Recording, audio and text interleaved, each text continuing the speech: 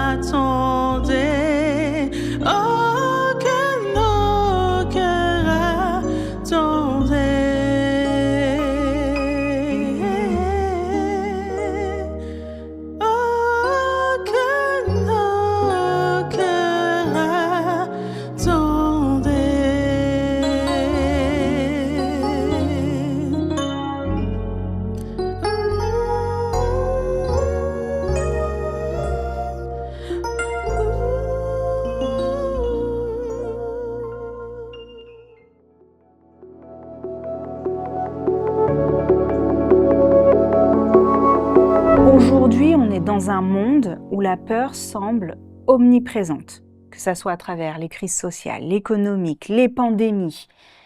Le mot peur est partout, dans les journaux, sur les lèvres de chacun d'entre nous. Qu'est-ce que c'est que la peur? Parce qu'on parle tout le temps, on entend parler de cette peur, mais concrètement, qu'est-ce que c'est? Alors, je dirais que la peur, c'est une émotion. C'est une émotion qui va enclencher, bien sûr, des phénomènes, je dirais, internes. Et par rapport à cela, notre corps va réagir, va se mettre dans une certaine situation.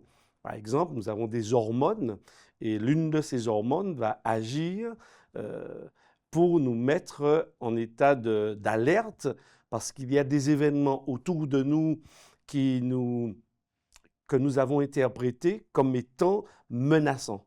Donc, c'est une émotion qui est quand même négative à la base. Il y a d'autres émotions, par exemple, comme la joie, qui est vraiment positive, Plus mais agréable. plus agréable. Mais la peur, c'est quelque chose de très, je dirais, négatif parce que cela a des réactions également négatives sur notre corps, sur notre manière de penser, de réagir. Donc, c'est pourquoi, en fait, nous avons choisi de parler un peu de la De peur. la peur. Alors là, on a expliqué ce qu'est la peur d'un point de vue médical, scientifique, mais que nous dit la Bible par rapport à cette peur, à ce sentiment, et finalement, comment elle est arrivée? Alors, je dirais tout d'abord que la peur s'oppose à un état de paix, de sérénité, que ce soit au niveau de l'environnement dans lequel on vit, une paix aussi intérieure et une paix relationnelle. Donc, je dirais que la peur, c'est l'inverse de tout ce que je viens de décrire. Et effectivement, quand on lit le livre de la Bible, puisque nous nous référons au texte biblique, nous croyons par exemple dans la Bible que Dieu est le créateur de notre environnement, que Dieu est créateur également des êtres humains. Et donc, lorsqu'il les a créés, par exemple dans Genèse chapitre 2, Dieu va les placer dans un contexte extrêmement agréable, et je dirais un contexte paradisiaque. Et dans Genèse chapitre 2, il nous est dit que Dieu, par exemple au verset 16 et 17, Dieu va établir un contrat, un lien, un contrat d'engagement avec l'homme et particulièrement et la femme également. Et il va leur dire, écoutez, vous pourrez manger de tous les arbres du jardin, mais évitez un arbre, surtout n'y allez pas, parce que le jour où vous en mangerez, vous mourrez. Donc, juste pour faire court, le fruit n'avait pas un problème en lui-même. Mais comme je l'ai dit, c'est un contrat. Dieu est créateur, il place l'homme dans un contexte. Dieu connaît également l'environnement qui peut être menaçant, mais l'homme ne connaît pas cette menace. Donc Dieu le met en garde. Et dans Genèse chapitre 3, eh bien, on va retrouver l'homme et la femme dans une relation tout près de cet arbre, et même mangeant de cet arbre. Et qu'est-ce qui va se passer? Par exemple, je vais lire au verset 6, Genèse chapitre 3, verset 6, « La femme vit que l'arbre était bon à manger et agréable à la vue, et qu'il était précieux pour ouvrir l'intelligence. Elle prit de son fruit, en mangea, et elle en donna à son mari qui était auprès d'elle, et il en mangea. Les yeux de l'un et de l'autre s'ouvrirent, ils connurent qu'ils étaient nus, et ayant cousu des feuilles de figuier, ils s'en firent des ceintures. Alors, ils entendirent la voix de Dieu qui parcourait le jardin vers le soir, et l'homme et sa femme se cachèrent loin de la face de l'Éternel Dieu, au milieu des arbres du jardin. Mais l'Éternel Dieu appela l'homme et lui dit, « Où es-tu » Il répondit, « J'ai entendu ta voix dans le jardin, et j'ai eu peur parce que je suis nu et je me suis caché. » Et l'Éternel Dieu dit, « Qui t'a appris que tu es nu? Est-ce que tu as mangé de l'arbre dont je t'avais défendu de manger ?» Et donc là, on voit la naissance en fait de la peur, cette émotion négative. Pourquoi? Parce que premièrement, on constate qu'il y a en fait une infraction à l'engagement. Infraction à l'engagement pris entre Dieu et l'homme. Je t'avais dit de ne pas y toucher. Malheureusement, on découvre que l'homme et la femme vont Désobéir. désobéir, vont consommer du fruit de cet arbre. Et là, tout de suite, alors qu'au préalable, il y avait une harmonie, il y avait la paix, puisque dans le chapitre 2, on voit que Dieu dialogue avec Adam, Dieu va l'emmener près des animaux, il va lui demander de les nommer. Donc on voit qu'il y a une relation déjà entre lui et Dieu, mais que cette relation est vraiment paisible. Et elle est sécure, je dirais. Et brusquement, ici, à partir du verset 6, eh bien, on va voir, premièrement, la peur, ils se découvrent nus, donc ils ont peur et ils vont se cacher, ils vont se vêtir avec des feuilles, par exemple, il nous a dit. Ensuite, ils ont peur de Dieu, donc ils se cachent de Dieu. Et cette notion de peur est vraiment, elle s'installe. C'est-à-dire que des événements autour d'eux qui ne leur faisaient pas peur au préalable, maintenant, on découvre que ces événements leur font peur. C'est-à-dire que Dieu leur fait peur. On découvre que leur nudité, qui avant ils n'avaient aucun problème avec, maintenant ils en ont peur, ils se cachent. Et donc, cette notion de peur apparaît dans le texte biblique au tout début, je dirais, quelque temps après.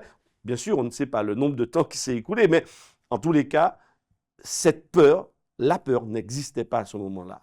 Alors, si je résume et je comprends bien, la peur apparaît au moment où où on rompt le contrat, on désobéit à la ligne directrice que Dieu nous apporte. C'est-à-dire que la peur va intervenir à partir du moment où il y a une infraction. C'est-à-dire il y a une situation de paix et on va casser cette paix. Et cette paix va enclencher, bien sûr, des émotions chez nous. Alors, ici, pour Adam et Ève, eh bien, oui, tout de suite, il y a une réaction. Leur corps va réagir. Les événements, ils vont commencer à les interpréter comme étant menaçants. Parce qu'au départ, ils ne sont pas menaçants. Mais brusquement, ils deviennent menaçants. Et effectivement, et tu as raison de le dire, parce qu'il y a infraction. Et là, ça va enclencher tout ce qu'aujourd'hui nous connaissons et toutes les peurs, en tous les cas, que nous connaissons. Alors, tu parles aussi de relation. Et si la relation avait été maintenue, entretenue, et s'il n'y avait pas justement eu cette désobéissance, aujourd'hui, on ne connaîtrait pas la peur. On serait dans cet état de paix, de sérénité, dans un environnement sécure. Ça, c'est ce que nous dit la Bible. Mais concrètement, alors pour nous qui sommes croyants, ça nous semble logique, simple, mais pour celui qui n'est pas croyant, qui ne croit pas et qui pourtant est lui aussi confronté à des peurs. Alors, effectivement, tous les êtres humains, même les croyants, sont aussi confrontés aux peurs d'une façon générale, parce que nous avons une histoire. Nous avons aussi une façon d'interpréter les événements autour de nous. Et comme tu le disais si bien dans ton introduction, il y a aussi plusieurs événements qui nous maintiennent parfois dans un état de peur. Parce qu'effectivement, quand on agit sur la peur des gens, on peut aussi les pousser à avoir certaines réactions. Donc la peur, elle peut être utilisée pour nous pousser à avoir certains comportements. Donc c'est vrai que cette émotion peur peut être vraiment, on peut la manipuler en tous les cas et la maintenir.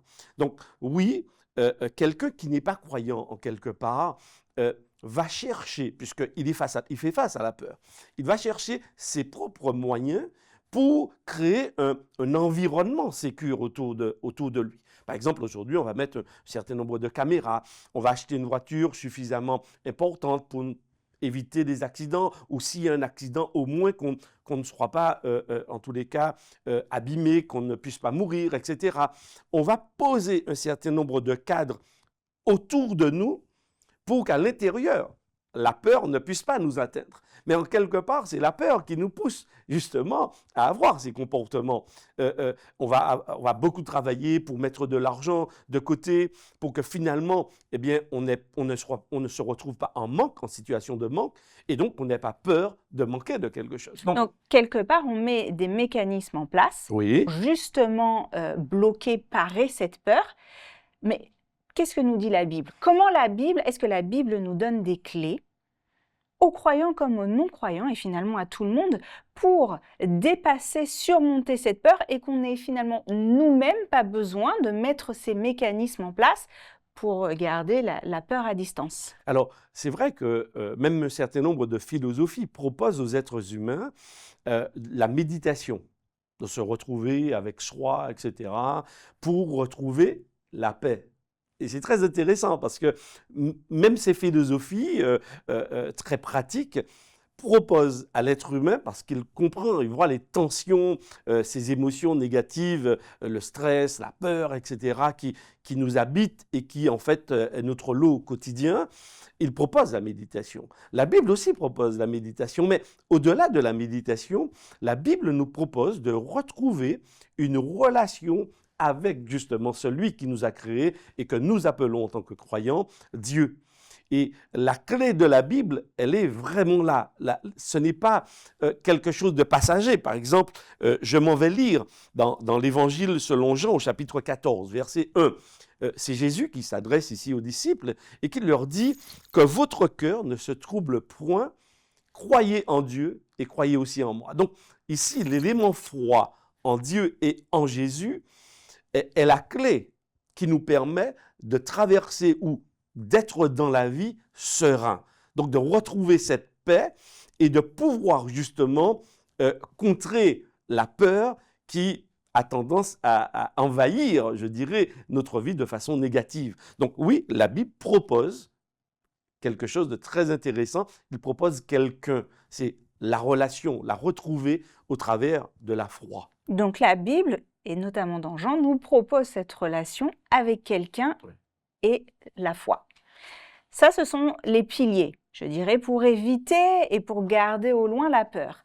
Quand on est croyant, une fois de plus, ça me semble facile, logique. Oui. Quand on est croyant. Mais si on n'est pas croyant, si on ne connaît pas les Écritures, si on n'a pas un intérêt pour les Écritures, comment faisons-nous? Est-ce que ça veut dire que les mécanismes qui ont été mis en place pour justement garder cette peur à distance sont, je dirais, moins qualitatifs que ce que la parole nous propose?